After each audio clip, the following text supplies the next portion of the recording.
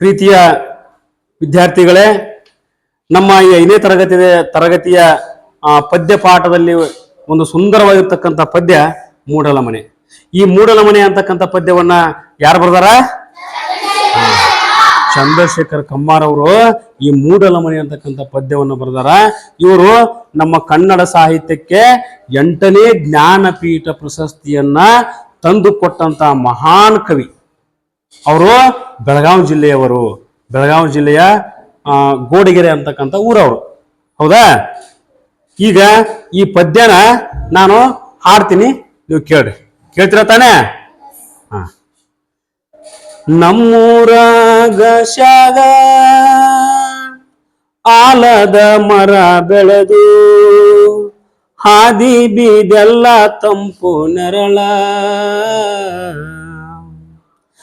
ನೆತ್ತಿ ಕೂದಲ ಹರವಿ ತಪವ ಮಾಡೋಣ್ಯಾರ ಜಡಿ ಮುನಿಯ ಜಡಿ ಹಂಗ ಬೀಳಲ ರೆಂಬೆ ಕೊಂಬೆಯ ಮ್ಯಾಲ ಗೂಡ ಕಟ್ಟಿದವ ರೆಕ್ಕೆ ಬಲಿತ ಹಕ್ಕಿ ಗೂಡಿನ್ಯಾಗ ಮಲಗ್ಯಾವ ಮಾರಿ ಹಕ್ಕಿ ದೂರ ದೇಶದ ವಲಸಿಗ ಹಕ್ಕಿಗೂ ಐತಿ ಜಾಗ ಒಳಗ ಬನ್ನಿರಿ ನೀವು ನಮ್ಮ ಬಳಗ ಬನ್ನಿರಿ ನೀವು ನಮ್ಮ ಬಳಗ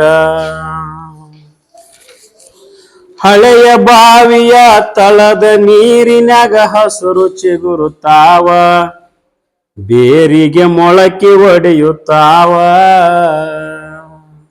ಭೂತ ಬೇತಾಳ ಜೋತ ಬಾವಲಿ ಮ್ಯಾಲ ಕೂಗುತ್ತಾವ ಮರದಾಗ ಕರಗ ಕುಣಿಯುತ್ತಾವ ಮರದಾಗ ಕರಗ ಕುಣಿಯುತ್ತಾವ ಮರದ ಎಲೆ ನೆರಳು ಮನೆಯ ಗ್ವಾಡಿ ಮ್ಯಾಲ ಆಡತಾವ ಆಟ ಮೂಡ್ಯಾವ ತೊಗಲ ಗೊಂಬಿಯಾಟ ಕರುಳ ಬಳ್ಳಿಯ ಕತೆಯ ಹೇಳುತ್ತಾವ ನೋಡ್ರಿ ಶಾಂತ ಚಿತ್ತ ನಾವುನು ಅದರ ಭಾಗ ಮಾತ್ರ ನಾವುನು ಅದರ ಭಾಗ ಮಾತ್ರ ನಮ್ಮೂರ ಅಗಶ್ಯಾಗ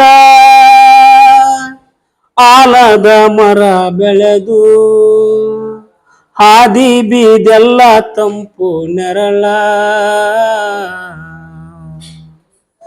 ನೆತ್ತಿ ಕೂದಲ ಹರವಿ ತಪವ ಮಾಡೋಣ್ಯಾರ ಜಡಿ ಮುನಿಯ ಜಡಿ ಹಂಗ ಬೀಳಲ ರೆಂಬೆ ಕೊಂಬಿಯ ಮ್ಯಾಲ ಗೂಡ ಕಟ್ಟಿದವ ರೆಕ್ಕೆ ಬಲಿತ ಹಕ್ಕಿ ಗೂಡಿನ್ಯಾಗ ಮಲಗ್ಯಾವ ಮಾರಿ ಹಕ್ಕಿ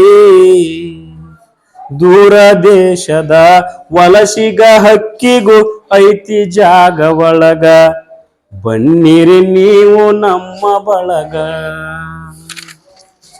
ಹಳೆಯ ಬಾವಿಯ ತಳದ ನೀರಿನಾಗ ಹಸಿರು ಚಿಗುರುತ್ತಾವ ಬೇರಿಗೆ ಮೊಳಕೆ ಒಡೆಯುತ್ತಾವ ಭೂತ ಬೇತಾಳ ಜೋತ ಬಾವಲಿ ಮ್ಯಾಲ ಕೂಗುತ್ತಾವ ಮರದಾಗ ಕರಗ ಕುಣಿಯುತ್ತಾವ ಮರದಾಗ ಕರಗ ಕುಣಿಯುತ್ತಾವ ಮರದ ಎಲೆ ನೆರಳು ಮನೆಯ ಗ್ವಾಡಿ ಮ್ಯಾಲ ಆಡತಾವ ಆಟ ಮೂಡ್ಯಾವ ತೊಗಲ ಗೊಂಬಿಯಾಟ ಕರುಳ ಬಳ್ಳಿಯ ಕತೆಯ ಹೇಳುತ್ತಾವ ನೋಡ್ರಿ ಶಾಂತ ಚಿತ್ತ ನಾವುನು ಅದರ ಭಾಗ ಮಾತ್ರ ನಾವುನು ಅದರ ಭಾಗ ಮಾತ್ರ.